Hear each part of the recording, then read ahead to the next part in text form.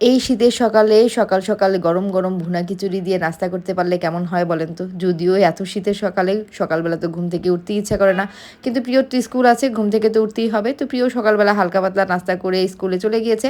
আর এখন হচ্ছে আমি ভারী নাস্তার ব্যবস্থা করছি, গরম গরম ভুনা খিচুড়ি রান্না করব, কারণ প্রিয় গত কয়েকদিন যাবৎ ভুনা খিচুড়ি খাওয়ার জন্য আমার মাথা নষ্ট করে ফেলছে। তো ভুনা খিচুড়ির জন্য মশলাটা কষিয়ে নিয়েছি, আর এখানে হচ্ছে পোলায়ের চাল, মুগ ডাল আর মসুরের ডাল। আর পোলার চাল, মুগ ডাল, মসুরের ডালটা আমি ধুয়ে ফ্রিজে রেখে দিয়েছিলাম, কারণ কিছুদিন আগে খিচুড়ি রান্নার জন্য এগুলো ধোয়া হয়েছিল, সবগুলো রান্না হয়নি, চাল বেশি হয়ে গিয়েছিল।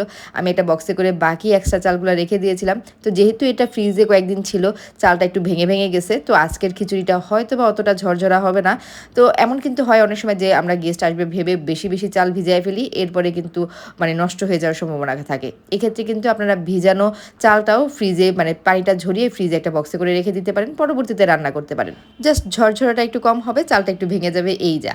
যাই হোক, ঘরেই তো খাবো, ওই রকম ভেঙে গেলেও সমস্যা নাই। সব মশলাগুলো কষিয়ে নিলাম, এখন হচ্ছে একটু কাঁচামরিচ দিয়ে মশলাগুলোর সাথে চাল ডাল একসাথে ভালো করে কষিয়ে নিচ্ছি। খিচুড়ির মধ্যে কিন্তু ভালো পরিমাণে মশলা দেওয়া লাগে, মোটামুটি মাংসের মশলা সবই দেওয়া লাগে, শুধু জিরা গুঁড়াটা ছাড়া। আদা বাটা, রসুন বাটা, হলুদের গুঁড়া, মরিচের গুঁড়া, ধনিয়ার গুঁড়া সব কিছুই দেওয়া লাগে, আর সব মশলাই কিন্তু ভালো পরিমাণেই দেওয়া লাগে। এখন হচ্ছে পানি দিয়ে দিচ্ছি একটু ভেজে নেওয়ার পর। আর পানির পরিমাণটা হচ্ছে 1 কেজিতে 1.5 লিটার পানি। আর এখানে চাল ডাল কতটুকু আছে জানি না, আমি জাস্ট চোখের আন্দাজে পানি দিব আজকে, মানে রান্না করতে করতে যতটা মনে হয় যে যতটুকু পানি লাগে। তো মোটামুটি হাতের 3 কড়া অনুযায়ী আমি পানি দিয়ে নিলাম, এখন ঢেকে দিয়েছি। চুলার আঁচটা মিডিয়াম টু লোতে রেখে খিচুড়িটা রান্না করতে হবে। এই তো কিছুক্ষণ পরেই খিচুড়ি রেডি। আমি উপরে একটু ধনিয়া পাতা দিয়ে দিয়েছি, এই সিজনে ধনিয়া পাতা ছাড়া খিচুড়ি খেতে তো একদমই ভালো লাগে না। আর খিচুড়ি কি দিয়ে খাবো, খিচুড়িটা রান্না করার সময় একটু আচার দিয়ে দিলে ভালো হতো, আচারই খিচুড়ি হয়ে যেত। তো আমি আচার দিতে ভুলে গিয়েছি, এক্সট্রা আচার নিয়ে খাবো।